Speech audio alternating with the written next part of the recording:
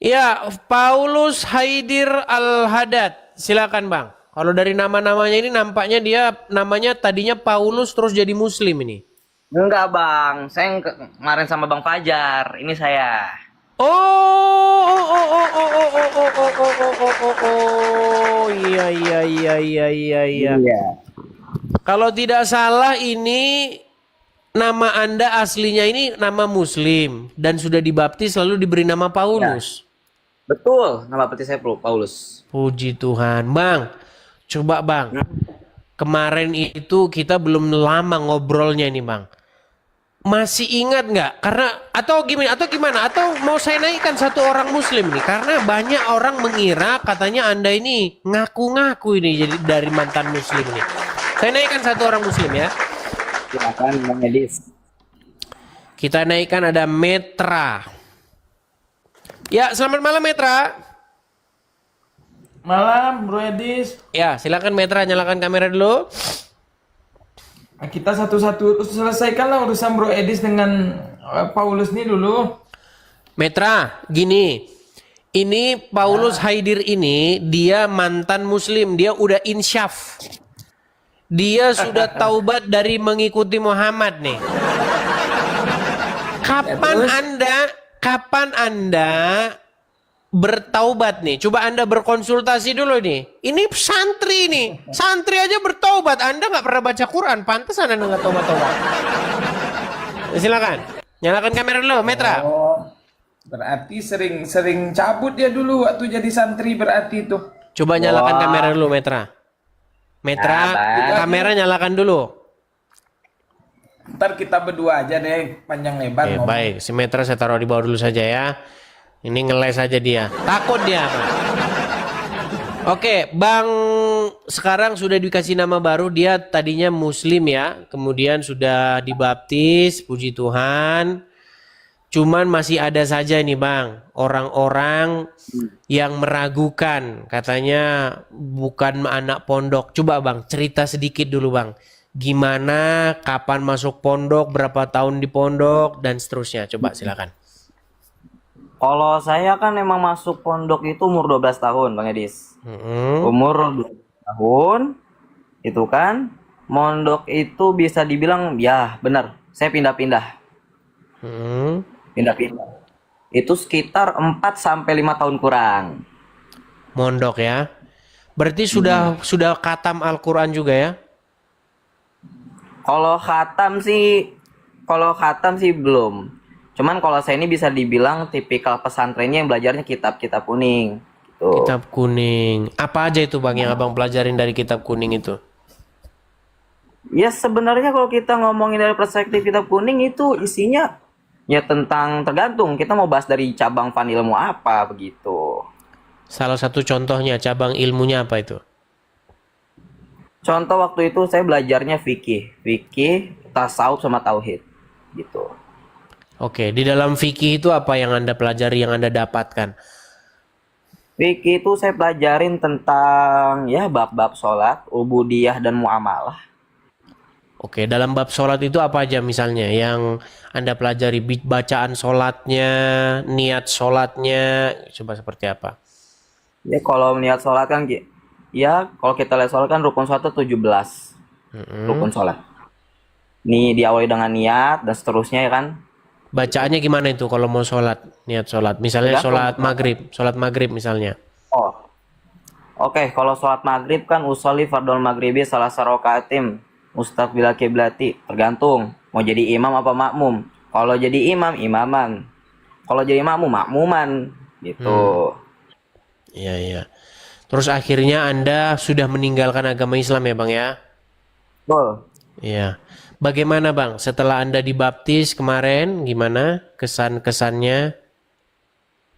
Karena begini bang, yang saya rasakan ketika saya meninggalkan Islam, saya jadi memahami bahwa di dalam kekristenan sendiri itu tidak ada yang namanya pengkultusan individu.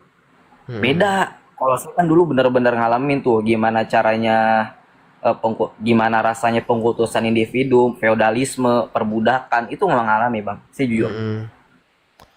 Pengkultusan individu gimana itu maksudnya? Mengkultuskan nabi? Nabi, jelas. Nabi, kiai, ulama, ustadz sendiri. Dikultuskan ya. Iya. Iya, bahkan katanya berkah ya kalau bekas minumannya nanti dapat barokah begitu, kepintarannya nular begitu.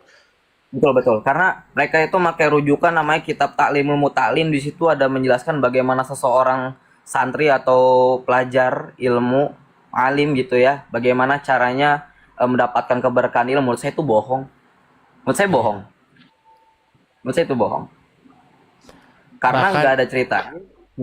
Iya, lanjut. Karena nggak ada ceritanya orang minum kiai, minum bekas, minum. Menurut saya ini nggak masuk di logika. Minum minuman bekas kiai, cium tangan kiai bulak-balik, ya kan? Terus nyium kaki kiai, gitu dapat berkah, nggak ada, Nah itu. nggak ada. Nggak Ya, masuk. tetapi kan itu yang diajarkan di pondok-pondok pesantren gitu. Cuman orang-orang di pondok pesantren ini apakah mereka itu kompak tidak tahu atau kompak pura-pura nggak tahu atau bagaimana? Dulu waktu di pondok pernah nggak gitu satu sama lain santri sama satu sama lain itu mempertanyakan itu, pernah nggak begitu? Ada nggak begitu? Ada yang memang merasa begitu, tapi kan diancam. Oh iya ya. Pantesan Dia- pantesan kemarin itu ketika ada salah satu siaran Trans TV atau Trans 7 begitu ya. Mereka sedang membongkar yang namanya pondok kepesantrenan di Indonesia. Di mana sepertinya ada salah satu sistem bagaimana para santri-santri ini dibentuk sedemikian rupa, bahkan makan mereka di daun begitu, dicangkol nasinya. Dari daun pisang memang sengaja dibikin gitu, mereka berdalih dengan sebut katanya inilah kebersamaan, gitu, inilah unity begitu. Maksudnya nggak begitu. Kalau misalnya kebersamaan pun nggak harus pakai daun pisang sih, udah makan aja bareng-bareng. Artinya apa? Mereka makannya nggak steril, jorok. Iya, bahkan katanya di pondok pesantren tuh udah biasa itu gatel-gatel gitu, biasa ya gitu katanya, bener ya. Bener, saya ngalamin. Hmm. Mana ya? Nah, ini bekas-bekasannya tuh. Oh iya. Nah, lalu ketika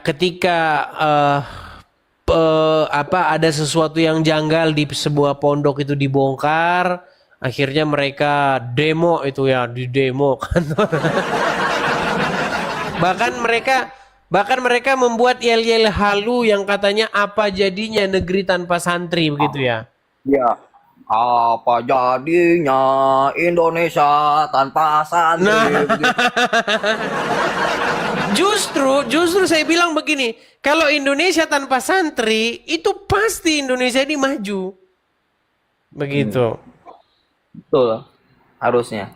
Harusnya seperti itu, malah sebaliknya. Justru penyebab Indonesia tidak maju-maju ya karena itu tadi. Ada salah satu bentuk ya yang saya katakan sebagai pengajaran yang tidak bagus begitu. Bagaimana mungkin kalau katanya minum bekas air congornya kiai mendapat berkah dari kiai. Ini bagaimana? Ini jalan ceritanya bagaimana?